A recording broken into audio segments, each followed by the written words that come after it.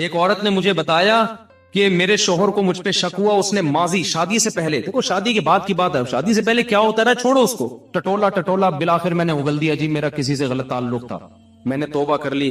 کہہ رہے جب بھی پھڈا ہوتا ہے کہتے تم ہو تو وہی نا، میں نے کہا غلطی آپ کی ہے، کیوں بتا رہی ہو بھائی؟ وہ 100 دفعہ بھی پوچھ رہے ہیں آپ کیوں بتا رہے ہو، کیوں بتا رہے ہو آپ اس کو؟ تو ہمارا تعلق کس سے ہونا چاہیے؟ ہم اللہ کے بندے ہیں، جرم اللہ کا تو توبہ بھی کس سے؟ اللہ کی۔ اور ایک اور بات سے بات نکلتی ہے، بعض خواتین کے ساتھ کوئی ایسا واقعہ ہو چکا ہوتا ہے کہ وہ کنواری نہیں رہتی، بعض دفعہ کوئی مسئلہ ہوتا ہے ان کے ساتھ، یا بعض دفعہ کوئی برائی ہو چکی ہوتی ہے جس سے وہ توبہ کر چکی ہوتی ہیں، وہ شادی کرتے ہوئے ڈر رہی ہوتی ہیں، تو وہ ڈر رہی ہوتی ہیں کہ شوہر کو پتا چلے گا، وہ کہے گا یہ تو کنواری نہیں ہے۔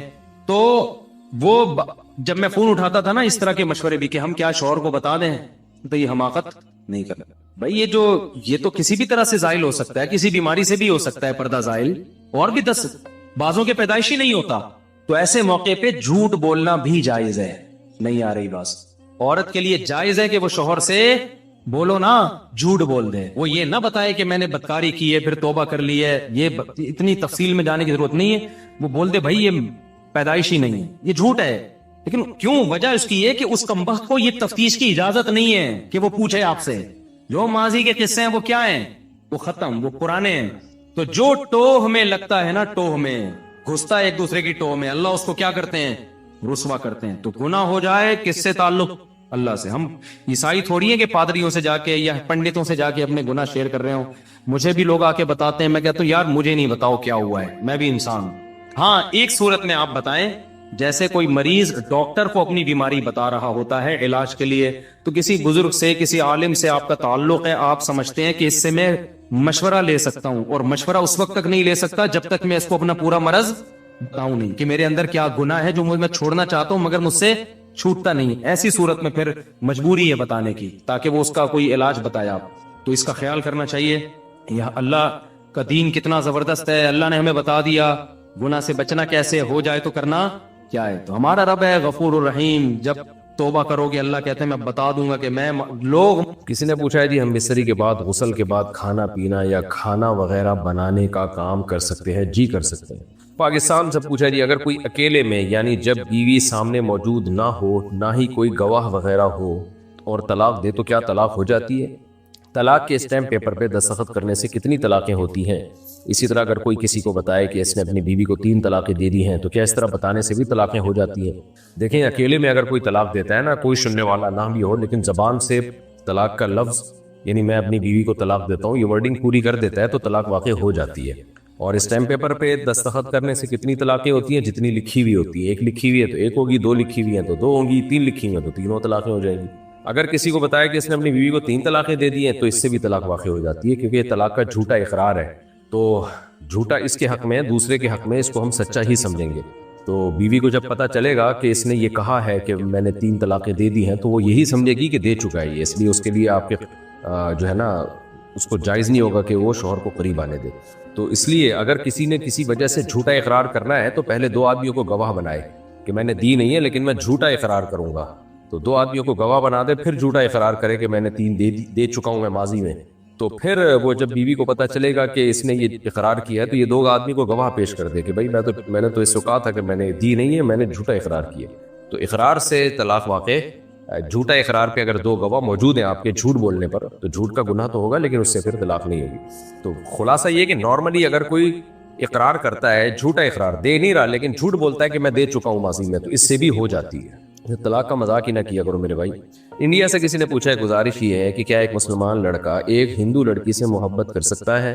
برائے مہربانی تھوڑی سی جانکاری کیجیے، اور اس طرح کی محبت ہو جائے تو کیا کریں؟ جائز نہیں ہے بھائی، آپ کے لیے جو حلال ہی نہیں ہے جو لڑکی، آپ اس سے کیسے محبت کر سکتے ہیں؟ ہو گئی ہے تو اس کو ختم کریں، اور اگر وہ مسلمان ہو جاتی ہے تو آپ اس سے نکاح کر سکتے ہیں، لیکن مسلمان تو وہ اللہ کے لیے ہوگی نا، آپ سے شادی کے لیے تھوڑی ہوگی وہ، تو اس لیے یہ جائز نہیں ہے، حرام ہے، ناجائز ہے۔ پاکستان سے کسی نے پوچھا ہر نماز کے بعد تسبیح فاطمہ یعنی 33 دفعہ سبحان اللہ، 33 دفعہ الحمدللہ اور 34 دفعہ اللہ اکبر پڑھنے کی کیا فضیلت ہے؟ کیا فرض نماز کے بعد سنتیں پڑھ کر گھر واپسی کے دوران یہ کلمات پڑھنے پر بھی مکمل ثواب ملے گا؟ جی، فرض نماز کے بعد نہیں، سنتوں کے بعد، جب نماز مکمل ہو جائے، حدیث میں تو آتا ہے فرض کے بعد، تو مراد اس سے یہ ہے کہ جب فرض کی تکمیل ہو جائے۔ دوسری حدیثوں کو اگر ہم سامنے رکھتے ہیں اس کا مطلب یہ ہے کہ فرائض جن نمازوں کے بعد سنتیں نہیں ہیں ان میں تو فرض کے بعد ہی، جیسے فجر اور عصر میں تو فرض کے فوراً بعد، اور جن نمازوں کے بعد سنتیں ہیں تو ان میں سنتوں کے بعد یہ تسبیحات پڑھیں۔ تو اور جو ہے نبی صلی اللہ علیہ وسلم نے سیدہ فاطمہ رضی اللہ تعالی عنہا کو، اپنی بیٹی کو، یہ تسبیحات بتائی تھی، اور یہ اگر آپ نے اس وقت نہیں پڑھی ہے تو آپ راستے میں پڑھ لیں، گھر آ کے پڑھ لیں، لیکن زیادہ فضیلت وہیں بیٹھے بیٹھے فوراً پڑھنے کی ہے سنتوں کے بعد۔ ہمارے والد صاحب الحمدللہ ہم سے بہت محبت کرتے ہیں، سب کے والد ہی کرتے ہیں بھائی ماشاءاللہ، اور ہم بھی ان سے ماشاءاللہ جیسا کہ آپ پاکستان میں بجلی کے بل کا حال جانتے ہی ہیں، تو جب ہم اکیلے کمرے میں ہوں تو اگر ہم اپنے والد کی محبت میں بجلی بچانے کے لیے پنکھا بند کر کے بیٹھیں تاکہ والد کو کم بل ادا کرنا پڑے، جبکہ ہمارے والد ہمیں خود کہتے ہیں کہ پنکھا چلا لیا کرو، تو ہم اپنے والد کے لیے ایسا کرتے ہیں، کیا یہ بھی کنجوسی کے زمرے میں آئے گا؟ اس کے بارے میں کیا حکم ہے؟ دیکھیں، والد کی مالی حیثیت دیکھی جائے گی، اگر وہ بہت مالدار ہے، ان کے لیے پنکھے ونکھے کا سے چلتے رہنے سے کوئی اثر نہیں پڑتا تو پھر پنکھا چلا لیں، لیکن اگر درمیانے درجے کے ہیں، ان کو بل ادا کرنے میں مشکل ہو رہی ہے، تو پھر والد صاحب اگر کہہ بھی رہے کہ پنکھا چلا لیا کرو تو آپ نہ چلائیں، والد صاحب کا خرچہ بچائیں۔ تو یہ مالی حیثیت پر اس کا مدار ہے کہ والد صاحب کی مالی حیثیت ہے کتنی، تو ان کی جیب پہ بہت بوجھ پڑ رہا ہے تو نہ چلائیں پنکھا، بہت ثواب ملے گا آپ کو اس پہ کہ والد صاحب کا خرچہ بچانے کا۔ پاکستان کے نے پوچھا، اگر کسی کی عشاء کی نماز قضا ہو جائے تو بعد میں وہ شخص قضا ادا کرتے وقت صرف فرض نماز پڑھے گا یا وتر کی بھی قضا کرے گا؟ اگر وتر اس نے پڑھ لیے تھے تو پھر صرف عشاء کی نماز پڑھے گا، وتر نہیں پڑھے گا، اور اگر وتر نہیں پڑھے تھے، عشاء کی نماز بھی رہ گئی، وتر بھی رہ گئے، تو پھر اس کو عشاء بھی پڑھنی پڑے گی اور وتر بھی پڑھنے پڑیں گے، وتر بھی واجب ہے، حدیث میں وتر پڑھنے کا آرڈر ہے، آرڈر حکم، استحباب نہیں ہے، یعنی وتر مستحب نہیں ہے، یہ عام سنتوں کی طرح سنت نہیں ہے۔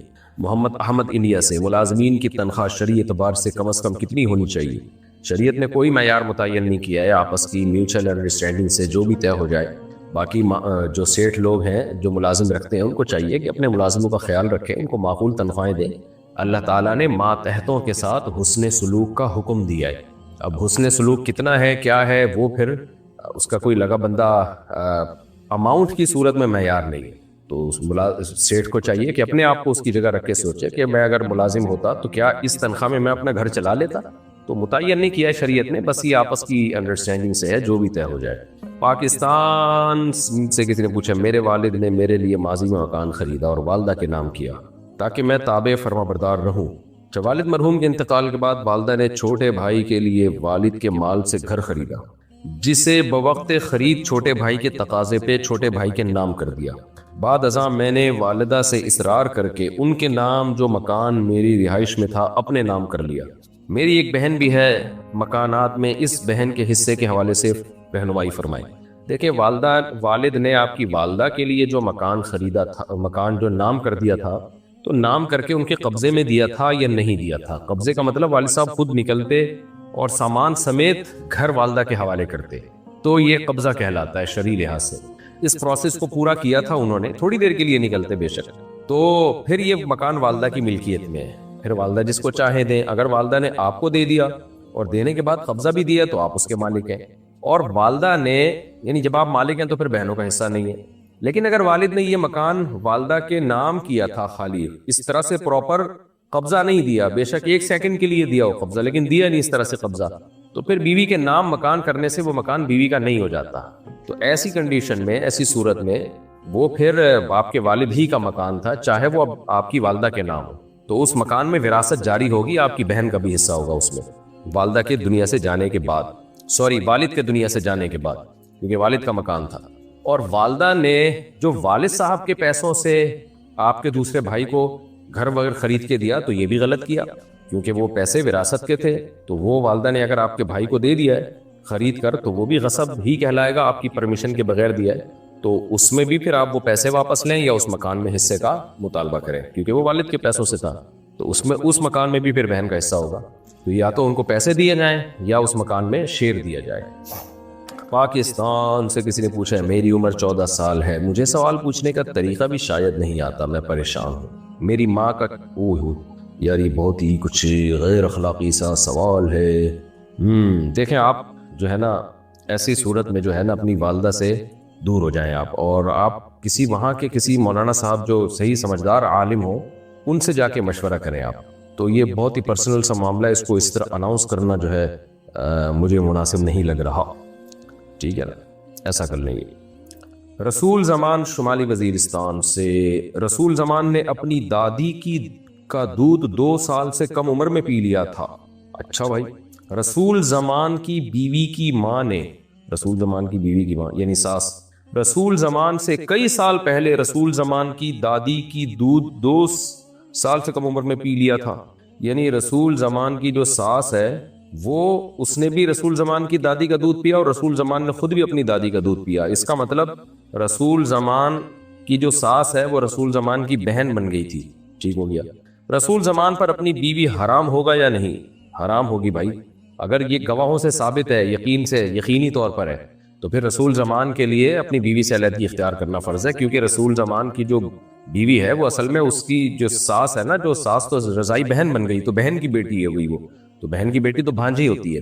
لیکن یہ ذہن میں رکھیں کہ یہ پتہ کیسے چلا کہ پیا ہے، کیونکہ اگر یہ بچپن سے یا تو مشہور تھا، سب کو پتا تھا کہ رسول زمان کی ساس نے رسول زمان کی دادی کا دودھ پیا اور رسول زمان نے بھی اپنی دادی کا دودھ پیا، یہ بچپن سے سب کو پتا تھا، اگر تو پھر تو یہ نکاح کرنا ہی نہیں چاہیے تھا۔ لیکن اگر بچپن سے یہ بات مشہور و معروف نہیں تھی، اب آپ کی شادی ہو گئی اور اب کوئی اٹھ کے کہتا ہے کہ جی یہ دودھ پیا تھا، تو گواہ طلب کیے جائیں گے۔ ایسے ہی کسی ایک دو کے کہنے سے بات نہیں ہوگی، 2 مرد ہو یا 1 مرد 2 عورتیں، تو اس پہ جو ہے نا مضبوط دلیل سے یہ ثابت ہوگا تو مانا جائے گا، ثابت نہیں ہے تو محض شک کی بنیاد پر آپ کا یہ رشتہ ختم نہیں کیا جائے گا۔ تو اس لیے اب بعض دفعہ ایسا ہوتا ہے، رشتہ طے ہونے لگتا ہے، کوئی شوشہ چھوڑ دیتا ہے اس نے تو فلانی کا دودھ پیا ہے، تو رشتے توڑنے کے لیے، تو ایک عورت کی گواہی سے یہ نہیں مانا جائے گا۔ تو اس میں شک نہ کریں آپ، یہ مسئلہ وہاں کے علماء کے سامنے پیش کریں، جہاں بھی کوئی جن صاحب نے بھی پوچھا ہے، جہاں رہتے ہیں شمالی وزیرستان سے آئیے، وہاں کے علماء سے آپ پوچھیں، وہ باقاعدہ جو مفتیان کرام ہو تو وہ گواہ طلب کریں گے۔ تو جب تک گواہوں سے ثابت نہیں ہوتا، رسول زمان اپنی بیوی سے علیحدگی اختیار نہ کرے اور کوئی شک و شبہ نہ کرے، اس میں وہم نہ کرے۔ لیکن اگر گواہوں سے ثابت ہو جاتا ہے پھر علیحدگی اختیار کرنی پڑے گی۔ پاکستان سے کسی نے پوچھا، میں نے دیکھا ہے کہ بہت سی مائیں اور عورتیں چھوٹے بچے یا نانی کو نہلانے کے بعد یا ویسے کپڑے بدلنے کے لیے بجائے الگ کمرے میں، نانی کو، نانی نہیں لکھا ہوا، کچھ اور لکھا ہوا ہے، دوبارہ سے، میں نے دیکھا ہے کہ بہت سی مائیں اور عورتیں چھوٹے بچے یا بچی کو نہلانے کے بعد یا ویسے کپڑے بدلنے کے لیے بجائے الگ کمرے میں لے جانے کے سب کے سامنے ننگا کر کے بٹھا کے کپڑے بدلنا شروع کر دیتی ہیں، چاہے کوئی بھی پاس بیٹھا ہو، ماموں، چچا، تایا، نانا، دادا، کوئی شرم و حیا نہیں خود کو بھی۔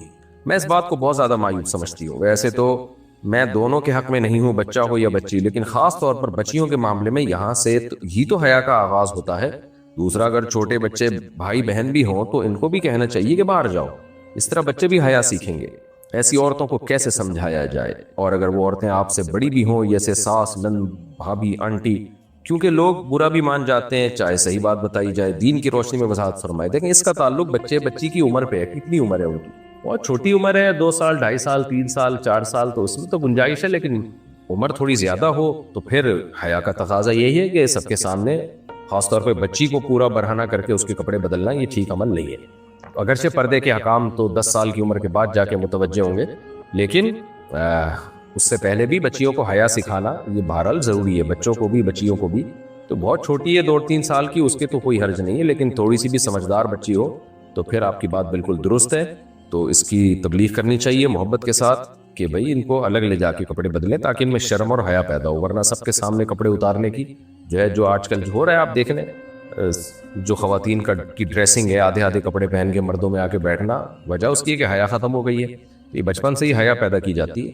باقی ساس، نند، بھابھی، انٹی، ان کو سمجھانا، ان میں سے انٹی کو تو شاید سمجھا سکتی ہیں، ساس، نند، بھابھی وغیرہ کو آپ کائنڈلی کوشش نہ کریں سمجھانے کی، کیونکہ انہوں نے اگر آپ کو سمجھایا تو آپ کسی اور کو سمجھانے کے قابل نہیں رہیں گی۔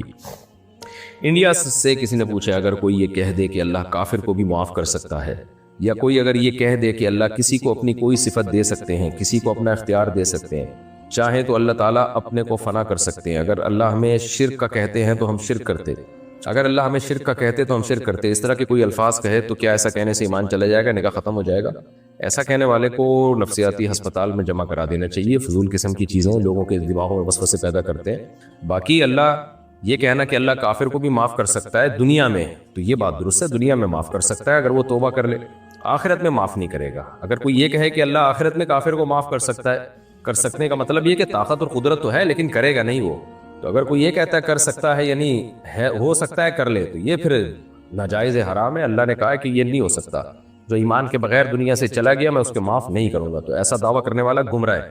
باقی کوئی یہ کہتے ہیں اللہ اپنی کسی کو صفت دے سکتا ہے تو اس سے بھی مطلب پوچھا جائے گا. اگر یہ مطلب ہے کہ اللہ اختیارات دے سکتا ہے تو یہ شرک ہے. اللہ کسی کو اختیارات نہیں دیتا, یہ تو شرک ہے. اللہ تعالیٰ تو اسی کو تو قرآن میں منع کر رہے ہیں, میں نے کوئی اختیارات نہیں دیے. باقی یہ کہ اللہ اگر ہمیں شرک کا کہتا تو ہم شرک کرتے, یہ بھی غلط جملہ ہے, گمراہانہ جملہ ہے. اللہ شرک کا کہہ ہی نہیں سکتا کیونکہ اللہ غلط بات کا حکم نہیں دیتا. قرآن میں آتا ہے قل ان اللہ لا یأمر بالفحشاء, اللہ کبھی فحشاء کا, بے حیائی کا حکم نہیں دیتا. تو شرک تو بے حیائی سے بھی اوپر کی چیز ہے. تو یہ فرضی سوالات بنا کے لوگوں میں تشویش پیدا کرنا یہ گمراہی کا ذریعہ ہے. تو باقی نکاح ختم نہیں ہوتا ہے ایسے الفاظ سے. گمراہ ہوگا وہ آدمی, اس کو منع کیا جائے گا. حکومت, کوئی اسلامی حکومت پراپر ہو تو ایسے شخص کے خلاف کیس بھی کیا جا سکتا ہے. پاکستان سے کسی نے پوچھا ہے کہ ایزی پیسہ ایپ میں ایک آپشن ہے جس میں کوئی ٹرانزیکشن کر سکتے ہیں اور بعد میں آپ ادائیگی کریں گے جس کے سروس چارجز ہیں, کیا یہ سود ہے, اور اگر غلطی سے لے لیا ہو تو کیا حکم ہے؟ دیکھیں, کوئی ٹرانزیکشن کرنے کی وجہ سے اگر سروس چارجز دینے پڑتے ہیں تو یہ تو جائز ہے کیونکہ وہ آپ کے رقم کو پہنچانے کا کمیشن لے رہے ہیں آپ سے. تو اس کے علاوہ اگر کوئی آپ سے پیسے لے رہے ہیں یا وہ آپ کو پیسے دے رہے ہیں تو پھر اس کے بارے میں آپ دوبارہ پوچھیں. اصولی طور پر تو جیسے منی آرڈر میں یہاں سے وہاں پیسے پہنچانے کا کمیشن دیتے ہیں, بینک پیسے کاٹ لیتا ہے کمیشن کے طور پر, چارجز لے رہا ہوتا ہے, تو یہ شرعاً جائز ہے.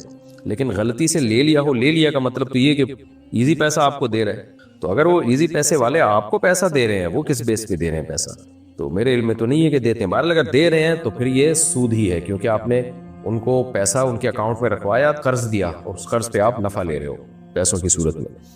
مغیث صاحب لاہور سے کہتے ہیں جس لڑکی سے نکاح کا ارادہ ہو کیا اس لڑکی کو دیکھ سکتے ہیں؟ جی دیکھ سکتے ہیں. پاکستان سے کسی نے پوچھا ہے کبھی ہم کسی رشتہ دار یا پبلک ٹرانسپورٹ میں سفر کر رہے ہوں تو وہ گانے لگا دیتے ہیں, منع کرنے کے باوجود نہیں مانتے, تو کیا ہم بھی گانے سننے کا گناہ ہوگا؟ آپ نہ سنیں, آپ نے منع کر دیا, بس آپ کا فرض ادا ہو گیا, اب آپ اپنے کاموں میں مشغول رہیں, اس طرف دھیان نہ دیں. آپ یہی تو ثواب ہے نا کہ گانے لگے ہوئے اور آپ اس طرف توجہ نہ دیں, آپ اللہ کے ذکر میں مشغول رہیں, اپنے کام میں لگے رہیں آپ. پاکستان سے کسی نے پوچھا میں اپنے سسرال والوں سے الگ رہتی ہوں, کیا یہ جائز ہے کہ میرے والدین ہمارے گھر آ کر 2 یا 3 سے زیادہ مہینے رہ لیا کریں؟ وہ جب ہمارے ساتھ رہتے ہیں تو پیسے کے لحاظ سے بھی ہمارے ساتھ تعاون کرتے ہیں تاکہ ہم پر کسی قسم کا بوجھ نہ پڑے, وہ بچوں کو سنبھالنے میں ہماری مدد کرتے ہیں. میرے سسر کا کہنا ہے کہ اس بارے میں فتویٰ ہے کہ بیوی کے والدین کے لیے جائز نہیں کہ وہ 4 دن سے زیادہ بیٹی کے گھر رہیں. دیکھیں, اس کا تعلق آپ کے شوہر سے ہے کہ آپ کے شوہر کو یہ حق حاصل ہے کہ وہ آپ کے والدین کو آپ کے ساتھ نہ رہنے دے. شوہر اگر رہنے دے رہا ہے تو اچھی بات ہے, اگر شوہر کو تکلیف ہو رہی ہے تو پھر بری بات ہے. تو یہ شوہر کا حق ہے, تو یہ مسئلہ آپ اپنے شوہر سے پوچھیں کہ کیا میرے لیے جائز ہے کہ میرے ماں باپ آپ کے گھر آ کے 2-3 مہینے رہیں. شوہر اگر خوش ہو رہا ہے ماشاءاللہ جی, تعاون بھی ہو رہا ہے سسرال کا میرے ساتھ اس چکر میں, تو 2 مہینے کیا 8 مہینے رہ لیں پھر, بلکہ گھر داماد ہی بن جائے. تو اور اگر شوہر کو کوئی تکلیف ہو رہی ہے, وہ اس کو برا لگ رہا ہے کہ بھائی کیوں آ کے 6 مہینے 4 مہینے رہتے ہیں, تو جتنی اجازت شوہر دے دے اتنی رہ سکتے ہیں. ٹھیک ہے. محمد شعیب مان صحرا, خیبر پختونخوا. مفتی طارق صاحب, آپ سے مجھے کچھ امید وابستہ ہے کہ آپ اسلامی نظام کے حامی ہیں. اس وقت ملک کے اندر اشرافیہ کا راج ہے اور طرح طرح کے مسائل موجود ہیں. اس وقت علماء کرام اس بھنور سے قوم کو نکال سکتے ہیں. نمبر 1, اجتماعی توبہ کی ضرورت ہے, جو علماء کرام اپنی سرپرستی میں منعقد کرائیں. بحیثیت قوم ہمیں اکٹھے ہو کر اللہ سے توبہ کرنی چاہیے. اس کے لیے آپ ایک مہم کا آغاز کریں اور سجدہ توبہ کے لیے ایک اجتماع اکٹھا کریں. اس وقت ملک کے اندر انسانی حقوق کی پامالیاں ہو رہی ہیں. ملک گیر مہم چلائیں اور دین کے مطابق حکومتی عمل پر مزاحمت کریں. نمبر 3, ہم انفرادی طور پر تو مسلمان ہیں لیکن اجتماعی مسلمان ہم نہیں ہیں کہلا سکتے کیونکہ ہمارا نظام کافرانہ ہے. ملک کا سارا نظام سود پر چلتا ہے. سود کے خلاف حکومتی نظام پر مزاحمتی تحریک چلائی جائے. بے حیائی اور عریانیت عروج پر ہے. پیمرا کو پابند بنایا جائے کہ وہ ٹی وی چینل پر عریانیت کا فروغ بند کرے. شرعی پردہ کے تحت عورت ٹی وی اسکرین پر آئے. ان تمام چیزوں پر جب تک علماء حق اکٹھے نہیں ہوتے تب تک اس معاشرے کو سدھارنا مشکل ہے. اگر معاشرہ نہ سدھرا تو ہمیں عذاب الہی سے کوئی نہیں بچا سکتا. پاکستان اسلام کے نام پر بنا تھا, اسلام غالب رہنے کے لیے آئے. علماء حق کا کردار کہاں؟ ان تمام نکات پر اپنی رائے فراہم کیجیے. دیکھو, مسئلہ یہ ہے کہ پہلی ایک صرف آپ کے شیخ سے مجھے اتفاق نہیں ہے کہ کافرانہ نظام ہے. نظام اسلامی ہی ہے, امپلیمنٹ نہیں ہو رہا کیونکہ ہمارا آئین اسلامی ہے کہ قرآن و سنت کے اگینسٹ کوئی قانون نہیں بنے گا. یہ آئین کی شق ہے اور حاکم اعلیٰ اللہ ہے. لیکن آگے جو اس کو جب امپلیمنٹ کرنے کا وقت آتا ہے تو خلاف شریعت کاموں پہ بھی اسلام کا لیبل لگا دیا جاتا ہے. تو اس کے خلاف آواز اٹھانے کی ضرورت ہے. تو میں تو ممبر سے جتنی آواز اٹھا سکتا ہوں, عدالتی خلا غیر اسلامی ہے, اس میں نے کتنی آواز اٹھائی ہے, کو ایجوکیشن غیر اسلامی ہے, اس پہ تو میں ممبروں سے بولتا رہتا ہوں. اور بتاتا بھی رہتا ہوں کہ ہماری مذہبی سیاسی جماعتوں کی ذمہ داری ہے کہ وہ اس پہ دھرنے دیں. وہ دے نہیں رہے اس پہ دھرنے, وہ کسی اور چیزوں پہ دھرنے دے رہے ہیں. وہ دے رہے وہ بھی ٹھیک ہوگا, لیکن اس پہ بھی تو دیں نا. وہ بیٹھ جائیں دھرنے دے کے, بھائی یہ غیر اسلامی خلا جو آپ نے کیا ہے, عورت کو طلاق کا حق دے دیا, اس سے ہمارا خاندانی نظام تباہ ہو رہا ہے, اس قانون کو ختم کرو. LGBT کے خلاف آواز اٹھائی تھی نا, اس میں تبدیلی ہو گئی. تو ایسے ایک چیز کے خلاف بے حیائی پہ آواز اٹھائے نا. یہ تو سیاسی جماعتوں کا کام ہوتا ہے نا. علماء تو علمی لائن کے آدمی ہوتے ہیں, وہ کوئی دھرنے لے کے تھوڑی کنٹینر لے کے اسلام آباد میں بیٹھ جائیں گے. یہ تو سیاسی مذہبی جماعتوں کا کام ہے کہ وہ اس پر, علماء تو ان کو گائیڈ کریں گے, یہ حلال ہے, یہ حرام ہے, یہ جائز ہے, یہ ناجائز ہے. یہ کام تو سیاسی لوگوں کا ہوتا ہے, ان کی ٹاسک پہ پبلک اکٹھی ہوتی ہے. میں آ کے اعلان کروں گا کتنے لوگ آئیں گے میرے پاس, اور مجھے سیاست کی پیچیدگیاں بھی پتہ نہیں ہے. سیاست کے جو ہے نا آگے اس دھرنے کو میں نے لے کے چلنا کیسے, یہ بھی مجھے پتہ نہیں ہے. اس دھرنے میں مجھے ہی نہ دھر لیا جائے اور پھر آگے سارا پروگرام ہی ہمارا برباد ہو جائے. یہ تو سب باریکیوں کو سیاسی لیڈر زیادہ جانتے ہیں. تو سیاسی لیڈروں کو آپ دباؤ ڈالیں اور ان سے ملے بھی, پرسنلی ملاقاتیں بھی کریں, ان کو سمجھائیں کہ یار آپ چھوڑ دو, آپ اس چیز کو فوکس کرو. اس وقت ملک میں سب سے بڑے 2 مسئلے بنے ہوئے ہیں, سب سے بڑے مسئلے کہ بے حیائی, اس کو بہت زیادہ فوکس کرنے کی ضرورت ہے. کو ایجوکیشن سسٹم ہمارا خیبر پختونخوا, پشاور, بلوچستان, اس کا جو خوبصورت حیا کا ایک نظام ہے, عورتوں میں حیا ہے, ایک شرم ہے, ایک خاندانی نظام ہے, سارا ہماری یونیورسٹیاں اور اسکولز کے کالجز کے ذریعے برباد ہو رہا ہے. تعلیم کے نام پہ, تعلیم کا کوئی بھی خلاف نہیں ہے بھائی, تعلیم کے نام پہ بربادی ہو رہی ہے, اس قدر بغیرتی پھیلائی جا رہی ہے. تو ڈراموں کے ذریعے, فلموں کے ذریعے, تو مذہبی جماعتیں اس پہ آئیں, اس پہ آواز اٹھائیں کہ اسمبلی میں بل پاس ہم کروا کے چھوڑیں گے کہ یہ ختم کیا جائے اس بے حیائی کو. لیکن وہ آپ کو پتہ ہے کہ وہ اس پہ ہے ہی نہیں, وہ ان کو کوئی اس سے ہو, ان کے اپنے مسائل ہیں, وہ ہوں گے, وہ بھی صحیح ہوں گے, میں اس کا انکار نہیں کر رہا, لیکن اس کو فوکس کریں. عدالتی خلا پہ میں کب سے آوازیں اٹھا رہا ہوں, یہ تو پورا فیملی سسٹم تباہ ہو رہا ہے, یوں ہی نہیں رینگ رہی کسی کے اوپر بھائی. تو خدا نے آج تک اس قوم کی حالت نہیں بدلی, نہ ہو جس کو خیال آپ اپنی حالت کے بدلنے کا. تو جب ہماری مذہبی تنظیموں ہی کو خیال نہیں ہے, جن میں اتنے لاکھوں لوگ ان کے ساتھ منسلک ہیں, تو اللہ تو نہیں پھر حالت. تو پھر آپ ان سیکولر قوتوں سے تو کوئی بھی امیدیں نہیں لگا سکتے جو اسمبلیوں میں میجورٹی بیٹھی ہوئی ہے. ان کو تو اس سے کوئی غرض ہی نہیں ہے کہ اسکول میں, یونیورسٹیوں میں کیا ہو رہا ہے. اب تو لڑکے لڑکیوں کی مکس گیدرنگ اور boy friend girl friend culture سے بڑھ کر نشہ آ گیا ہے یونیورسٹیوں میں. تو بھائی کوئی آواز یہ سیاسی جماعتوں کو بولیں کہ آپ ان کو جو ہے, ہم تو بول رہے ہیں, اب کیمرے میں بھی بول رہے ہیں کہ بھئی آپ اپنے ہدف کو فوکس کریں. آئین آپ کا ساتھ دے رہا ہے, پاکستان کا آئین اسلامی ہے, وہ آپ کا ساتھ دے رہا ہے. آگے جو اسمبلیوں میں قانون بنتے ہیں ان کو ٹھیک کرنے کی ضرورت ہے. ان کو ٹھیک کرنے کے لیے کوئی محنت ہی نہیں ہو رہی, کوئی آواز ہی نہیں اٹھ رہی ہے. تو جب تک آواز بھرپور نہیں اٹھے گی اور آپ جو ہے اس پہ آئین کے اندر رہتے ہوئے آپ اس پہ بھرپور احتجاج نہیں کرو گے, اس وقت تک کچھ بھی نہیں ہو سکتا. تو یہ کام علماء کا نہیں ہے, یہ سیاسی تنظیموں کا. ان کو بنایا اس کام کے لیے گیا ہے, تو جو جس کام کے لیے بنتا ہے وہ کرے گا تو ہوگا, اور جو جس کام کے لیے نہیں ہے تو وہ کہتے ہیں نا کوا چلا ہنس کی چال اور اپنی بھی بھول گیا. تو وہ اگر اس کام میں لگیں گے تو وہ تو اپنے کام کے بھی نہیں رہیں گے, اور ان کے راہ میں رکاوٹیں اتنی رہیں گی, سیاسی جماعتیں ہی رکاوٹیں ڈال دیں گی. ان کو یہ ڈر ہو جائے گا کہ پتہ چل یہ کوئی ایک اور تنظیم تو نہیں بن رہی, کیا کوئی ایک اور سیاسی جماعت تو نہیں بن رہی ہے. تو میں آپ کی ان نکات سے متفق ہوں, لیکن اس کا طریقہ یہ ہے کہ سیاسی جماعتوں کو, اپنے سیاسی لیڈروں کو جا کے کہا جائے کہ یار یہ ہمارے مسائل ہیں, اس پر بات کرو. آپ یہ بات تو کرتے ایک مبہم, کہتے ہیں اسلامی نظام لائیں گے, اسلامی نظام لائیں گے, مبہم بات کر رہے ہیں. بھائی آپ بولو یہ شق غیر اسلامی ہے, آئین میں جو ہمارا لا ہے اس میں یہ شق غیر اسلامی ہے, اس کو ہم نے چینج کرنا ہے. تو جب آپ چند چیزوں کو فوکس کرتے ہو نا تو اس پہ بات ہوتی ہے, اس پہ وہ چینج ہو سکتی ہے. لیکن آپ ایک پورا ہی نظام ہی کو آپ بات کرو گے, پورا نظام اڑا دیں گے ہم, تو یہ تو پھر کچھ بھی نہیں ہوگا. اس کا مطلب آپ کچھ بھی نہیں کرنا چاہتے. جیسے کچھ اسکالرز آ رہے ہیں, وہ کہہ رہے ہیں طاغوت کا نظام ہے, پورا نظام الٹ دینا ہم نے. اس کا مطلب یہ کچھ بھی نہیں کرنا چاہ رہے ہیں, باتیں پھینکنا چاہ رہے ہیں یہ لوگ بیٹھ کے. تو جس کو کچھ نہیں کرنا ہوتا وہ باتیں بہت بڑی کرتا ہے, اور جس کو کچھ کرنا ہوتا ہے وہ فوکس کرتا ہے کہ پہلے اس کو چینج کرنا ہے, پھر ہم نے اس کو چینج کرنا ہے, جو چیزیں غلط ہوں گی ہم نے اس کو چینج کرنا ہے.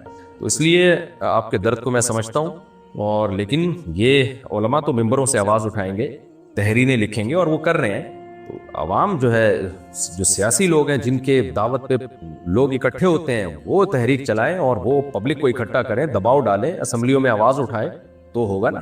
اسپیسیفک چیزوں پہ اس وقت سب سے زیادہ دیکھیں, سود پہ تو پھر بھی کافی حد تک کام ہو چکا ہے الحمدللہ, سپریم کورٹ کا فیصلہ بھی آ گیا, اور کافی حد تک اسلامک بینکنگ آتی چلی جا رہی ہے, سود سے کافی حد تک ملک نکلتا چلا جا رہا ہے. تو اور کم از کم اتنا بھی ہے کہ اب ہر آدمی سود پہ مجبور نہیں ہے, اس کے پاس دونوں آپشن ہے. بھائی یہ سودی بینکاری بھی ہے, اسلامک بینکاری بھی ہے, لیکن بے حیائی پر تو کوئی سوچ ہی نہیں رہا ہے. بے حیائی پہ تو کوئی آواز ہی نہیں اٹھ رہی ہے, کوئی سوچ ہی نہیں رہا ہے اس پہ کہ جو کو ایجوکیشن کے ذریعے اور ٹک ٹاک پہ اور یوٹیوب پہ اور جو کچھ طوفان بدتمیزی ہے کوئی پوچھنے والا ہی نہیں ہے نا. ڈرامے کیسے بن رہے ہیں ابھی آپ دیکھیں کہ ایک ڈرامہ آ رہا ہے برزخ کے نام پہ, اس میں ہومو سیکسولیٹی کو جو ہے نا لڑکوں سے بتھیلی کو پروموٹ کیا جا رہا ہے. تو ان سب چیزوں پہ ہمیں آواز اٹھانی ہے اور اس میں سیاسی لوگ زیادہ مؤثر کردار ادا کر سکتے ہیں. علماء تو آواز اٹھائیں گے تو اس سے سوشل میڈیا پہ ہلچل مچے گی, لیکن اسمبلیوں کو دباؤ میں لانا اور ان کو حکومت پہ دباؤ ڈالنا یہ جب تک ممکن نہیں ہے جب تک سیاسی سطح پہ اس پہ آواز نہ اٹھائی جائے. اور اول کوشش تو ہے کہ آرام سے آواز اٹھائی جائے, ان کی توجہ دلائی جائے. بہت دفعہ ایسا ہوتا ہے کہ آپ تمیز سے بھی بات کرتے ہیں تو بہت سے قانون چینج ہو جاتے ہیں, ایک دم اس کو جھگڑے اور پھڈے کی شکل میں نہ لے جایا جائے, اور اگر نہیں ہو رہا شرافت سے تو پھر عوامی طاقت کا استعمال کیا جائے, تو عوام کو ٹاسک دیا جائے. لیکن یہ سیاسی تنظیموں کا کام ہے جو ووٹ لیتی ہیں اور ان کے پاس عوام ہے, عوامی طاقت ہے. فہیم ہاشمی لکھنؤ سے, اگر کوئی مسلمان کسی غیر مسلم کی زمین یا جائیداد پر زبردستی قبضہ کر لے اور اس جائیداد سے فائدہ اٹھا کر غریب مسلمانوں کی مدد کرے تو کیا اسلام میں ایسا کرنا جائز ہے؟ حرام ہے, ناجائز ہے بھائی. حرام مال سے اللہ صدقہ قبول نہیں کرتے ہیں. غیر مسلم کی زمین پر بھی ناجائز قبضہ نہیں کر سکتے آپ, حرام ہے. متحدہ عرب امارات, میں بروکر کے ذریعے ٹریڈنگ کرتا ہوں, مطلب ہمارا پیسہ ہوتا ہے اور ٹریڈنگ وہ کر کے ہمیں پروفٹ دیتا ہے. مثال کے طور پر اگر میرے $100 سے وہ ٹریڈ کرتا ہے تو وہ مجھے ایک ٹریڈنگ کا $1 دے گا, اگر 200 تو ایک ٹریڈنگ کا $2 دے گا, چاہے وہ اس ٹریڈنگ سے جتنا بھی کمائے. جتنی میری انویسٹمنٹ بڑھتی جائے گی اتنا ہی میرا پروفٹ بڑھتا جائے گا. کیا یہ سود میں آتا؟ اگر آتا ہے تو اب کیا کریں, یہ جائز عمل نہیں ہے, حرام ہے. اس کا طریقہ یہ ہے کہ آپ نے $100 دیے تو آپ اس سے کہیں کہ تم جو ٹریڈنگ کرو گے تمہیں جو اس میں پروفٹ ہوگا اس پروفٹ میں اتنے پرسنٹیج میرا ہے, چاہے وہ 1% آپ لے لیں, لیکن پرسنٹیج کے لحاظ سے آپ اس کو طے کریں. یا وہ کوئی چیز خرید رہا ہے اسپیسیفک, تو آپ کہیں یہ تم خریدو گے, اس کو بیچو گے, جب بیچو گے تو اس ایک چیز کے خرید و فروخت کے بدلے میں مجھے اتنا کمیشن چاہیے, وہ متعین کیا بھی جا سکتا ہے. تو اس طرح سے اس کو کسی شرعی دھارے کے اندر لے کر آئیں. ایسا نہیں کر سکتے کہ بس $100 ہے تو آپ نے $1 دینا ہے, 200 دیے تو $2 دینا ہے, یہ جائز نہیں ہے. محمد علی راولپنڈی, جنگ میں قتال کرنے یا نفس کے خلاف جہاد میں سے افضل جہاد کون سا ہے؟ جب لڑائی کے میدان میں ضرورت ہو اور جہاد فرض عین بن جائے تو پھر تو میدان جنگ میں تلوار سے جہاد کرنا ہی سب سے افضل جہاد ہے, جب فرض عین ہو جاتا ہے جہاد. اور جب فرض عین نہ ہو تو لوگ اس کی ضرورت پوری کر رہے ہوں تو پھر حدیث میں جہاد بالنفس کو بھی اعلیٰ جہاد کہا گیا ہے, لیکن خاص جہاد کے لحاظ سے, کیونکہ جہاد کا اصل جہاد جو سے نکلا ہے نا مشقت سے, تو نفس کے خلاف جہاد میں انسان کو پریشانی بہت زیادہ ہوتی ہے, اور ظاہر ہے وہ نفس کے خلاف جہاد جب آپ میدان جنگ میں جہاد کریں گے تو بھی نفس کے خلاف ہی جہاد ہوگا. تو احادیث میں بعض چیزوں کی توجہ دلانے کے لیے فضیلت بیان کی گئی ہے. اس کا مقصد یہ نہیں ہوتا کہ دوسرے عمل کی نفی, بلکہ اس کا مقصد ہوتا ہے جیسے حدیثوں میں آتا ہے کہ جو اللہ کا ذکر کرتا ہے تو ذکر اللہ کی فضیلت جہاد سے بھی زیادہ ہے. حالانکہ باقی حدیثوں سے پتہ چلتا ہے بھائی جہاد کی فضیلت سب سے زیادہ ہے, لیکن نبی نے اس لیے کہ ایسا نہ ہو کہ لوگ ذکر چھوڑ دیں, تو اس لیے بعض حدیثوں میں آپ نے بعض لحاظ سے ذکر کو فضیلت دی ہے. اس لیے جہاد اصل میں تو اصولی طور پر قرآن و سنت کو ہم سامنے رکھتے ہیں تو ہمیں پتہ چلتا ہے کہ جہاد سے افضل کوئی عمل نہیں ہے.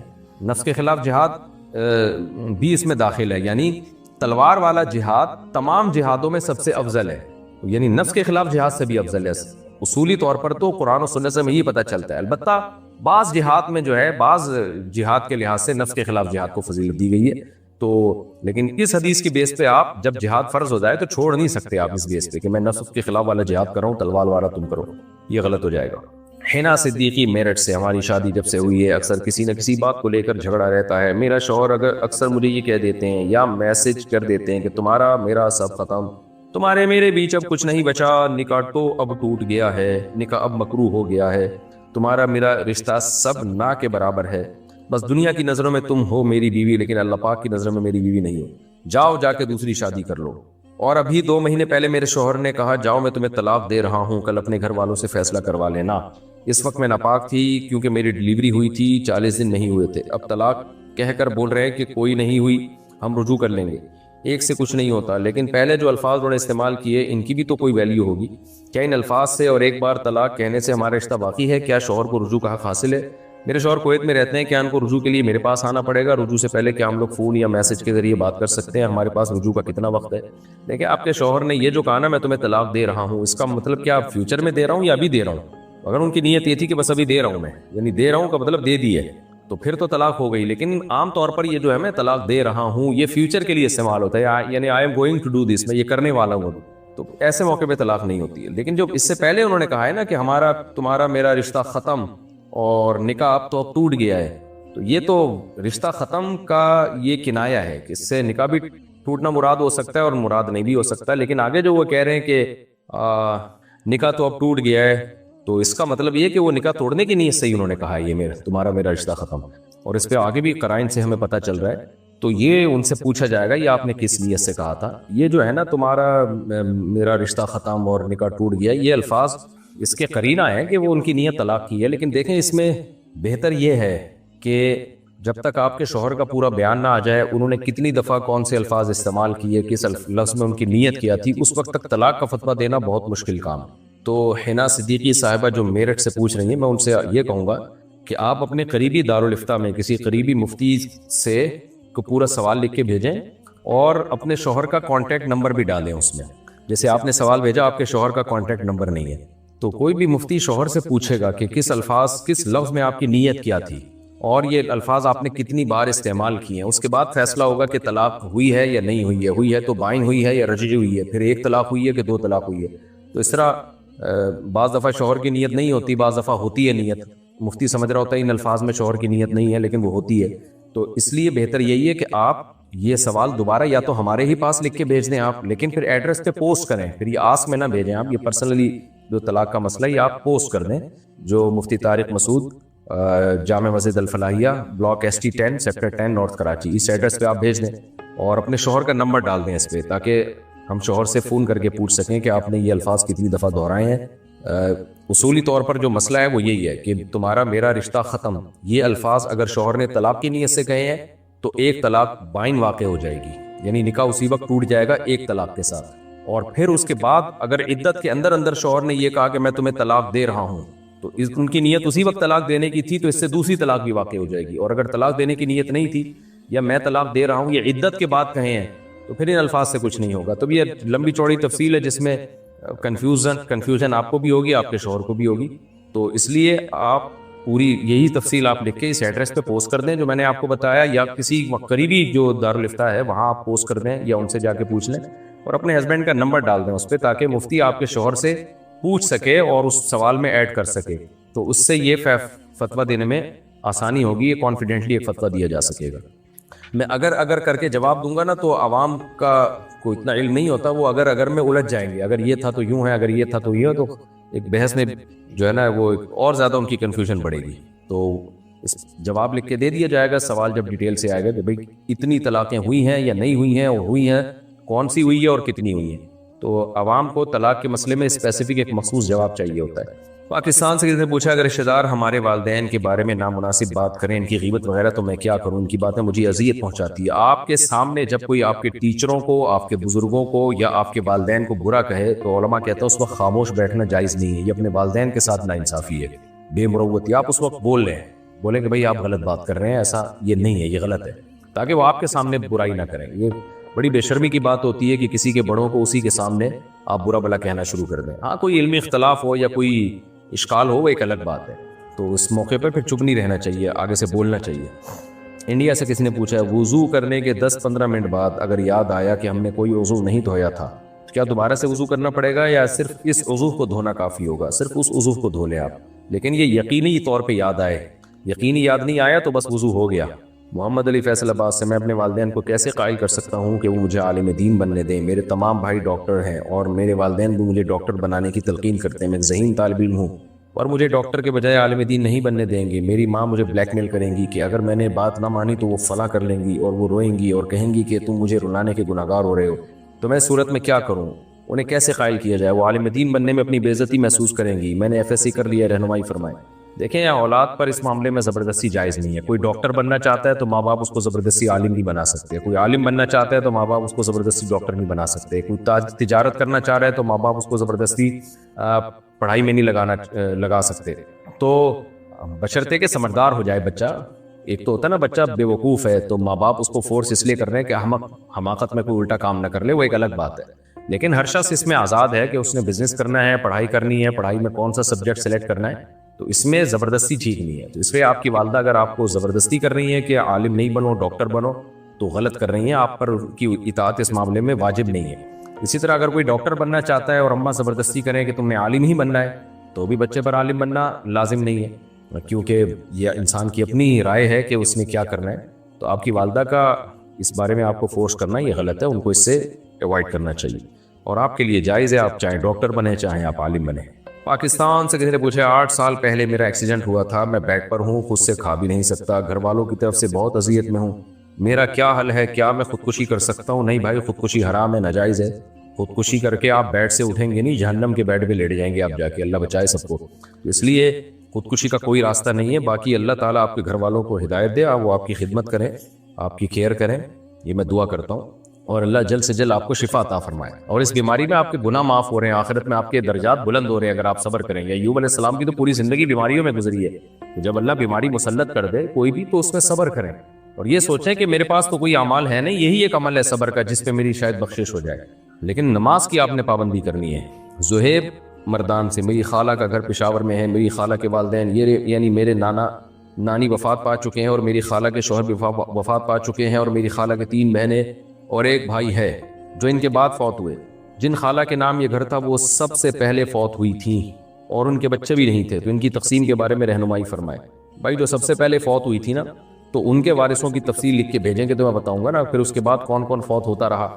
تو آپ یہ سوال جو پرسنل نوعیت کا وراثت کا سوال ہے تو وہ آپ اسی طرح جو ایڈریس میں بتاتا ہوں, مفتی طارق مسعود, بلاک جامع مسجد الفلاحیہ, block SC 10 sector 10 north Karachi, اس ایڈریس پہ آپ پوسٹ کر دیں اور نمبر بھی ڈال دیں. تو پھر اس میں جو ہے نا یہ سوال میں یہ چیزیں ایڈ کرنی پڑیں گی کہ کس کا انتقال پہلے ہوا, جب انتقال ہوا تو اس وقت ان کے وارثین میں سے کون کون تھا, پھر ان وارثین میں سے کس کا کس ترتیب سے انتقال ہوا, اس کے بعد جواب لکھنا ہمارے لیے ممکن ہوگا. اس سے پہلے جواب بتانا ممکن نہیں ہے. ارسلان صاحب راول پنڈی سے, مفتی صاحب میری ماموں کی بیٹی سے میری بات طے ہوئی ہے, صرف بات ہوئی ہے, نہ منگنی ہوئی نہ نکاح ہوا, مجھے ابھی وہ پسند نہیں ہے, مجھے ابھی خالہ کی بیٹی اچھی لگتی ہے اور میں بھی اس کو اچھا لگتا ہوں. اچھا بھائی, ہم دونوں ایک دوسرے کے ساتھ پیار بھی کرتے ہیں. بھائی کیا کرتے ہو, محبت کرتے ہیں, تو اپنی ماموں کی بیٹی کے ساتھ جو بات ہوئی تھی ختم کرنا چاہتے ہیں, تو اس بارے میں کیا حکم ہے؟ ختم کر دیں بھائی, وہی کوئی بات طے نہیں ہوئی نا, تو ابھی تو بات ابتدائی مرحلے میں تھی, تو ختم کر دیں. اور خام میں اس ماموں کی بیٹی کو دھوکے میں اندھیرے میں نہ رکھیں. آپ لڑکیوں کے جذبات سے لڑکے کھیلتے ہیں آج کل, تو آپ اپنی خالہ کی بیٹی پسند ہے تو بس وہاں پہ ہاں بھیج دیں, اور یہ پیار ویار کی باتیں چھوڑ دیں کہ ہم دونوں ایک دوسرے کو پیار کرتے ہیں, محبت کرتے ہیں, تو چھوڑ دیں یہ باتیں کرنا بھی غلط ہے. یہ بس آپ جائیں پیغام بھیجیں اپنی خالہ کے ابا کو, یعنی خالو کو, ہاں ہو جائے تو ٹھیک ہے, نہیں ہو جائے تو بس پھر دماغ ہٹا دیں یہاں سے. پاکستان سے کسی نے پوچھا ہے, میں اپنی پسند سے شادی کرنا چاہتا ہوں, میری عمر 18 سال ہے, میرے گھر والے راضی نہیں ہو رہے, تو مجھے اس صورت میں کیا کرنا چاہیے؟ آپ اپنی پسند سے شادی کرنا چاہتے ہیں تو کر لیں. باقی یہ کہ 2 چیزوں کا خیال کریں, شادی آپ کے خرچے پہ ہوگی, گھر والوں پر یہ لازم نہیں ہے کہ وہ اپنے خرچے پہ آپ کی شادی کریں. تو اگر 18 سال میں آپ کی کوئی سورس آف انکم نہیں ہے تو آپ پھر اپنے والدین پر دباؤ نہیں ڈال سکتے کہ میری شادی کریں. محبت سے کہہ سکتے ہیں, مان جائیں تو ٹھیک ہے, نہیں مانے تو آپ فورس نہیں کر سکتے ان کو. ایک بات, اگر والدین اپنے خرچے پہ آپ کی شادی کر رہے ہیں تو پھر ظاہر ہے پسند ہی والدین کی ہوگی, وہ والدین بولیں انویسٹمنٹ ہماری اور پسند تمہاری. تو انسان جب اپنے خرچے پہ کوئی کام کرتا ہے تو پھر اپنی مرضی پہ کرتا ہے, ماں باپ کے خرچے پہ کر رہا ہے تو پھر ماں باپ کو آپ کو راضی کرنا پڑے گا. ویسے تو میں ماں باپ کو یہی کہتا ہوں کہ والدین اپنے خرچے پہ بھی آپ کی شادی کر رہے ہو تو آپ کی پسند کا خیال کریں, ترغیب تو میں یہی دیتا ہوں. لیکن ظاہر ہے میں زبردستی کیسے کوئی ان پہ کر سکتا ہے, وہ کہتے ہیں ہمارا پیسہ خرچ ہو رہا ہے تو اپنی مرضی سے لا رہا ہے, تو پھر اپنی مرضی سے اپنے خرچے پہ ہوتی ہے شادی. اور تیسری بات یہ ہے کہ بہتر یہی ہے کہ جہاں والدین چاہتے ہیں وہاں شادی کریں, بشرطے کہ اس میں کوئی بڑی خرابی نہ ہو. تو لیکن اگر آپ کو والدین کی چاہت پہ بالکل بھی دل مائل نہیں ہے تو پھر ماں باپ کے لیے بہرحال جائز نہیں ہے کہ وہ بیٹے کو زبردستی کسی سے شادی پر مجبور کریں. اگر وہ کرتے ہیں تو پھر گناہگار ہوں گے. پاکستان سے کسی نے پوچھا ہے, مسئلہ یہ ہے کہ ایک مسجد بنی ہوئی ہے اور اس مسجد کے پاس میں امام صاحب کے لیے روم بنا ہوا ہے, اور اسی روم میں بیت الخلاء اور باتھ روم بھی ہے, اور یہ کمرہ مسجد کے اگلے حصے میں جہاں اگلی صف ہوتی ہے اس کے قریب میں کمرہ ہے, اور اس کمرے کے بازو میں وضو خانہ ہے, نمازیوں کے لیے باتھ روم وغیرہ ہیں. دریافت یہ کرنا ہے کہ اس روم میں امام صاحب اپنی فیملی کو لے کر رہ سکتے ہیں یا نہیں. بھائی وہ روم مسجد سے باہر ہے نا, مسجد کے حدود میں داخل تو نہیں ہے, تو امام صاحب اپنی فیملی کو لے کے وہاں رہ سکتے ہیں. البتہ بعض مسجدوں میں نے دیکھا ہے کہ واش روم مسجد کے بالکل ساتھ ہوتا ہے اور دروازہ واش روم کا ڈائریکٹ مسجد کے اندر کھل رہا ہوتا ہے. یہ تو غلط ہے, یہ تو بے ادبی ہے, مسجد کی بدبو آئے گی, اس میں اسمیل آ بھی رہی ہوتی ہے. تو بالکل جو ہے نا جہاں نمازیوں کی جگہ ہے مسجد کی اسی کے ساتھ بیت الخلاء کا دروازہ ہے اور وہ دروازہ مسجد کے اندر ہی کھل رہا ہوتا ہے. تو پیاز کچا پیاز کھا کے آنے کی اجازت نہیں دی جا رہی ہے مسجد میں, اور وہاں اتنی بدبو ہے, پوری پبلک ٹوائلٹ بنایا ہوا ہے اس کو, اور اس کے دروازہ بھی مسجد کے اندر کھل رہا ہے, بہت غلط ہے. تو اس میں یا تو 24 گھنٹے ایگزاسٹ چل رہا ہو جو بدبو کو اس طرف آنے ہی نہ دے. تو اگر ایسا نہیں ہے تو پھر امام صاحب رہ سکتے ہیں اپنی فیملی کے ساتھ, کوئی حرج نہیں ہے. لیکن واش روم کا کسی بھی طرح سے کوئی بھی کھڑکی یا کوئی بھی دروازہ مسجد کی اندر کی طرف نہیں کھلنا چاہیے, یہ شرط ضروری ہے. کراچی سے کسی نے پوچھا ہے کیا باپ اپنی شادی شدہ بیٹی پر ہاتھ اٹھا سکتا ہے جبکہ بیٹی نے ایسی کوئی بات نہیں کی ہے جس پر ہاتھ اٹھایا جائے یا مارا جائے؟ شریعت اس بارے میں کیا کہتی ہے؟ بھائی اگر بیٹی نے کوئی ایسا کام نہیں کیا ہے تو پھر باپ کا ہاتھ اٹھانا ناجائز ہے, برا ہے, ظلم میں آئے گا. اور خاص طور پہ جب بیٹی کی شادی ہو گئی, بڑی ہو گئی ہے وہ بیٹی, تو یہ تو اور زیادہ معیوب حرکت ہے. تو اب یہ ہے کہ بیٹی نے کیا کہا ہے, کیا بات کی ہے, یہ تو جب تک پوری سچویشن میرے سامنے نہیں آئے گی تو میں یقینی طور پہ کسی خاص صورتحال میں, کسی خاص واقعے میں کوئی کمنٹ نہیں کر سکتا. نارملی میں ایک عام اصول اور ضابطے کی بات کر رہا ہوں. البتہ بیٹی کو بہرحال چاہیے کہ برداشت کرے. یہ باپ کا مقام, ماں اور باپ دونوں کا مقام اللہ نے بہت بڑا بنایا ہے.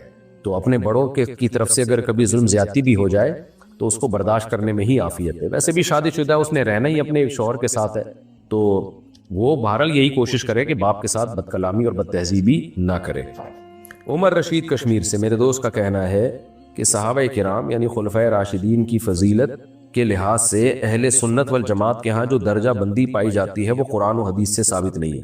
لہذا اگر کوئی حضرت علی کو افضلیت کے لحاظ سے پہلے نمبر پر سمجھتا ہے تو بھی ایمان میں کوئی فرق نہیں آئے گا. اس میں رائے کا اختلاف ہو سکتا ہے, رہنمائی فرمائیں. غلط بات ہے. قرآن و سنت سے بہت وضاحت کے ساتھ یہ بات ثابت ہے. دیکھیں حدیث سے جو بات ثابت ہے تو قرآن نہیں کہا ہے نا اطیعوا اللہ و اطیعوا الرسول, رسول کی اطاعت کرو. تو حدیث سے جو بات ثابت ہے وہ بھی قرآن ہی کے کہنے سے ثابت ہے. اس لیے نبی صلی اللہ علیہ وسلم سے, صحابہ کرام سے, تابعین سے, اہل سنت والجماعت کا اس پر اجماع ہے کہ, اور حدیث میں آتا ہے امت گمراہی پہ جمع نہیں ہو سکتی. تو اہل سنت والجماعت ہی اس سے مراد ہے. 72 فرقوں میں جو 73 میں جو ایک جنتی ہوگا نا وہ اہل سنت والجماعت ہے. تبھی اس پر میں کئی بار بیان کر چکا ہوں, بہت سارے دلائل دے چکا ہوں, اب اس کی ڈیٹیل میں نہیں جاؤں گا. تو اہل سنت والجماعت کا اس مسئلے پر اجماع ہے کہ سب سے پہلا مقام ابو بکر کا, پھر عمر کا, پھر عثمان کا, پھر علی کا رضی اللہ عنہم اجمعین. ہاں یہ ضرور ہے کہ حضرت علی کو کوئی باقی تینوں خلفاء پہ ترجیح دے تو کافر نہیں ہو جائے گا, وہ اس سے رہے گا مسلمان. مگر یہ کہ ہے یہ گمراہی والی بات, یہ اختلاف رائے کی اس میں اجازت نہیں ہے, کیونکہ اللہ کے نبی نے بہت وضاحت. سب سے پہلی بات اپنے مصلی پہ نبی نے آخری وقت میں کس کو کھڑا کیا؟ تو ابو بکر کو کھڑا کیا. کتنی واضح احادیث ہیں اس بارے میں. دوسرے حضرات چاہتے تھے کہ نہیں عمر کو آگے کر دیں, فرمایا نہ ابو بکر. تو یہ بہت واضح دلیل ہے کہ آپ اپنے بعد اپنا جانشین, اپنا نائب ابو بکر کو بنانا چاہتے ہیں. تو ان کی فضیلت تھی تبھی تو بنانا چاہتے تھے نا. پھر حضرت عمر رضی اللہ تعالیٰ عنہ, پھر حضرت عثمان. صحیح حدیث میں حضرت علی سے یہ بات ثابت ہے کہ سب سے بڑی فضیلت ابو بکر کی, پھر عثمان کی, عمر کی. تو یہ اور اجماع بذات خود ایک مضبوط دلیل ہے. قرآن کہتا ہے کہ وَمَن يَتَّبِعْ سَبِيلَ غَيْرِ الْمُؤْمِنِينَ نُوَلِّهِ مَا تَوَلَّى وَمَن يُشَاقِقِ الرَّسُولَ مِن بَعْدِ مَا تَبَيَّنَ لَهُ الْهُدَى وَيَتَّبِعْ غَيْرَ سَبِيلِ الْمُؤْمِنِينَ نُوَلِّهِ مَا تَوَلَّى وَنُصْلِهِ جَهَنَّمَ. کہ جو اللہ رسول کی مخالفت کرے گا اور مومنین کے راستے کو چھوڑے گا, تو مومنین سے کون مراد ہیں؟ اہل اسلام, مسلمان, اہل سنت والجماعت. تو جو ان کے راستے کو چھوڑے گا تو جہاں جائے گا ہم اس کو جانے دیں گے. اس سے پتہ چلتا ہے کہ آپ کو عامۃ المسلمین کے راستے کو چھوڑنے کی اجازت نہیں ہے. تو عامۃ المسلمین جو امت کے سلف خلف چلتے آئے ہیں ان کا راستہ تو یہی ہے کہ سب سے پہلا مقام ابو بکر کا, پھر عمر کا, پھر عثمان کا, پھر علی کا رضی اللہ عنہم اجمعین. البتہ یہ بات ضرور ہے کہ سیدنا علی ابن ابی طالب رضی اللہ تعالیٰ عنہ کے کچھ جزوی فضائل ہیں جو بقیہ اصحاب میں نہیں تھے. وہ جزوی فضائل کے ہم قائل ہیں. آپ داماد رسول تھے, آپ جو ہیں نبی صلی اللہ علیہ وسلم سے نسب میں سب سے زیادہ قریب تھے, اور آپ جو ہے شجاع اور بہادری میں دوسرے اصحاب پر آپ کو فضیلت ہے, علم میں دوسرے اصحاب پہ آپ کو فضیلت حاصل ہے. مسروق الاجدع بہت بڑے تابعی ہیں, ان کی رائے کے مطابق وہ حضرت عائشہ کے شاگرد ہیں, ان کی رائے کے مطابق خلفائے راشدین میں سب سے زیادہ سب سے بڑے عالم جو تھے حضرت علی ابن ابی طالب رضی اللہ تعالیٰ عنہ تھے. تو یہ جزوی فضائل یقیناً ثابت ہیں سیدنا علی رضی اللہ تعالیٰ عنہ کہ آپ صلی اللہ علیہ وسلم نے فرمایا تمہاری میری نسبت ایسے ہے جیسے موسیٰ کی ہارون سے نسبت تھی, فرق یہ ہے کہ میرے بعد کوئی نبی نہیں ہے. یہ بہت بڑی بات ہے. لیکن اس طرح کی فضیلت حضرت عمر کے بارے میں بھی ہے, لو کان بعدی نبی لکان عمر, میرے بعد نبی ہوتا تو عمر ہوتے. یہ فضیلت اس جیسی حضرت ابوبکر کے بارے میں بھی ہے. نبی نے فرمایا لو کنت متخذا خلیلا لاتخذت ابا بکر خلیلا, کہ خلیل میں کسی کو بناتا تو ابو بکر کو بناتا. خلیل انتہائی گہری دوستی کو کہتے ہیں. تو اللہ کے نبی نے فرمایا میرا خلیل صرف اللہ ہے, اگر اللہ مجھے خلیل بنانے کی اجازت دیتا نا تو ابو بکر کو بناتا. یعنی اللہ کے بعد آپ صلی اللہ علیہ وسلم اپنے لیے کسی کو منتخب کر رہے ہیں تو ابو بکر کو کر رہے ہیں. یہ کتنی بڑی فضیلت ہے. تو اس لیے جو ہے اہل سنت والجماعت کا موقف اس بارے میں بہت مضبوط ہے, اور اجماع سب سے بڑی دلیل ہوتی ہے, اجماع امت. باقی اس سے کسی ان مسائل میں کسی سے بحث نہ کریں. کوئی اگر کہتا ہے حضرت علی کی فضیلت ہے تو اس کی رائے ہوگی, اس کو چلنے دیں, اس پر آپ اسی رائے کو اختیار کریں جو اجماعی رائے ہے اہل سنت والجماعت کی. اگر دعا میں صرف درود شریف پڑھیں تو کیا ساری مرادیں پوری ہو جاتی ہیں؟ کبھی کبھار ایسا کرنا ٹھیک ہے, حدیث سے ثابت ہے کہ اذن یکفی کا ہمو کا او کما قال صلی اللہ علیہ وسلم. ایک صحابی نے فرمایا یا رسول اللہ میں پوری دعا میں درود ہی پڑھوں, تو آپ نے فرمایا یہ تو تمہاری پریشانیوں کے لیے یہی کافی ہو جائے گا. لیکن عام معمول صحابہ کا, تابعین کا, خود نبی کا کیا تھا بھئی, دعائیں مانگتے تھے جو مخصوص دعائیں ہوتی تھیں. تو اس لیے کبھی کبھار اگر کوئی دعا میں صرف درود شریف ہی پڑھ لے اس حدیث کی بیس پہ تو ٹھیک ہے. لیکن عام معمول کیا ہے کہ پہلے اللہ کی حمد و ثنا ہو, پھر درود ہو, پھر اپنی جو بھی آپ نے دعائیں مانگنی ہیں وہ دعائیں الگ الگ دعائیں مانگیں آپ کو. میں ایک فاؤنڈیشن سے قرضہ لے رہی ہوں 10 لاکھ روپے, جس سے مکان کی تعمیر کروں گی اور پھر ان کو کرایہ دینا ہوگا اور ساتھ میں قرض بھی واپس کرنا ہوگا قسطوں میں. کیا ایسا کرنا جائز ہے؟ اچھا جی, 10 لاکھ روپے آپ لے رہی ہیں, آپ اس 10 لاکھ سے مکان تعمیر کریں گی, پھر اس مکان کا ان کو آپ کرایہ بھی دیں گی اور قرضہ بھی دیں گی تو قسطوں میں. تو کیا یہ جائز ہوگا؟ دیکھیں جب آپ نے قرضہ لے کے مکان بنایا تو وہ مکان تو آپ کا ہے, تو آپ کس بیس پہ ان کو کرایہ دے رہی ہیں؟ یہ تو سود ہی ہو گیا نا سیدھا سیدھا, کہ قرضہ بھی واپس کر دیا اور کرایہ الگ سے گریوی میں, تو یہ خالص سود ہو گیا. اس کا طریقہ یہ ہے, اس کا تدبیر یہ ہو سکتی ہے کہ آپ ان سے قرضہ نہ لیں, آپ انویسٹر سے کہیں کہ 10 لاکھ روپے مجھے دیں, میں آپ کے لیے مکان بناتی ہوں, وہ مکان کے مالک آپ ہو گئے, اور پھر جو ہے ایک الگ ایگریمنٹ کے تحت اس مکان میں رہنا شروع کر دیں اور ان کو کرایہ دینا شروع کر دیں. ٹھیک ہے نا, ان کو کرایہ دیں تو مکان کے مالک وہ ہوں گے جو انویسٹر ہیں. مکان کو نقصان ہو گیا, حادثہ ہو گیا, خراب ہو گیا, تو ان کا نقصان ہوگا, آپ کا نہیں ہوگا. اس کی ریپیئرنگ وغیرہ بھی ان کے ذمہ ہوگی, آپ کے ذمہ نہیں ہوگی, جیسے کہ مالک مکان اور کرایہ دار کا ایگریمنٹ ہوتا ہے. اور پھر بعد میں جب اللہ تعالیٰ آپ کو 10 لاکھ روپے کا آپ کے لیے یعنی جب آپ کو جو ہے نا انتظام ان کے لیے ہو, یعنی آپ کے لیے 10 لاکھ روپے کا انتظام ہو جائے, تو پھر آپ الگ سے ایک معاہدہ کر لیں کہ بھئی یہ مکان ہم آپ کو بیچ رہے ہیں اتنے لاکھ میں. تو جو انویسٹر ہے اس کو یہ جائز ہوگا کہ 10 لاکھ بھی قیمت لگا سکتا ہے, وہ 15 لاکھ بھی قیمت لگا سکتا ہے, وہ 20 لاکھ بھی لگا سکتا ہے. تو نئے معاہدے کے تحت آپ اس کو مکان بیچ دیں, اس سے مکان خرید لیں, بیچنا نہیں خریدنا. تو آپ نے مکان خرید لیا تو اب وہ آپ کا ہے اور ان کو پیسے واپس مل گئے. لیکن یہ دو معاہدے آپس میں مشروط نہیں ہونے چاہیے. یعنی ایسا نہ ہو کہ انویسٹر کہے کہ میں 10 لاکھ میں آپ کو مکان بنا کے دے رہا ہوں, یا آپ 10 لاکھ روپے لیں اور میرے لیے مکان بنائیں, اس شرط کے ساتھ کہ بعد میں آپ نے یہ مکان مجھی سے لازمی آپ نے خریدنا بھی ہے. تو یہ معاہدہ دو آپس میں جب اس طرح ہو جائیں گے یہ جائز نہیں. الگ الگ رکھیں ان کو. تو آسان کر کے دوبارہ سمجھا دیتا ہوں کہ جو آپ نے مسئلہ پوچھا ہے تو بالکل حرام اور ناجائز ہے. اس کی جائز صورت یہ ہو سکتی ہے کہ جو 10 لاکھ روپے آپ کو دے رہے ہیں آپ ان سے 10 لاکھ لیں, لیکن قرض کے طور پہ نہیں, آپ ان سے امانت کے طور پہ لیں, وکالت کے طور پہ لیں, اور کہیں کہ اس 10 لاکھ کا ہم آپ کے لیے مکان خرید رہے ہیں, آپ مالک ہو گئے, میں صرف اس میں رہوں گی اور آپ کو کرایہ دوں گی. یہاں تک ہو گیا معاملہ بالکل صاف. پھر آپ اس میں رہنا شروع کریں. جب آپ کو خیال آئے کہ بھائی مجھے یہ مکان خرید لینا چاہیے ان سے, تو آپ انویسٹر سے کہیں کہ بھائی 10 لاکھ روپے یا 15 لاکھ یا 20 لاکھ جو بھی طے کر لو, میں آپ کو پیسے دیتی ہوں اور یہ مکان مجھے بیچ دو آپ. تو اس وقت ان کی مرضی ہے بیچیں نہ بیچیں, اور 10 لاکھ میں بیچیں یا 20 لاکھ میں بیچیں. تو اگر وہ 10 لاکھ میں بیچ دیں تو اچھی بات ہے, ان کو 10 لاکھ بھی مل گئے اور آپ کو مکان بھی مل گیا اور ان کو کرایہ بھی الگ سے غریبی میں مل گیا. تو یہ اس طرح سے جائز ہوگا یہ معاملہ. آپ صلی اللہ علیہ وسلم کی کتنی بیٹیاں تھیں؟ پوری امت کا اس پر اجماع ہے. خود شیعوں کی کتابوں میں لکھا ہوا ہے کہ آپ کی 4 بیٹیاں تھیں, اور قرآن سے بھی ثابت ہے کہ آپ کی بیٹیاں 1 سے زیادہ تھیں, بلکہ 2 سے بھی زیادہ. قرآن نے بنات کا لفظ استعمال کیا, یا ایھا النبی, سورہ حجاب میں آپ دیکھ لیں, اے نبی قل لازواجک, اپنی بیویوں سے کہیں. تو عربی میں جمع کا لفظ کم سے کم 3 پر اطلاق ہوتا ہے. تو اس سے پتہ چلتا ہے قرآن کی اس آیت سے آپ کی بیویوں کی تعداد 2 سے زیادہ تھی. قل لازواجک وبناتک, اپنی بیٹیوں سے کہیں. تو بنات کا لفظ بھی جمع ہے, تو اس سے پتہ چل رہا ہے کہ 2 سے زیادہ بیٹیاں مراد ہیں یہاں پہ. تو ایک بیٹی ہوتی تو بنت کہتے نا, بنات تھوڑی کہتے. آگے اللہ نے فرمایا وَنِسَاءِ الْمُسْلِمِينَ, اور عام عورتوں سے بھی کہہ دیں. یہ اس لیے اللہ نے فرمایا کہ بنات کے لفظ میں کوئی دھوکہ دے سکتا تھا کہ بنات سے امت کی بیٹیاں مراد ہیں, تو اس لیے اللہ نے امت کی بیٹیوں کو الگ سے ذکر کر دیا, یہ بتانے کے لیے کہ بنات سے آپ کی اپنی نسبی بیٹیاں ہی مراد ہیں.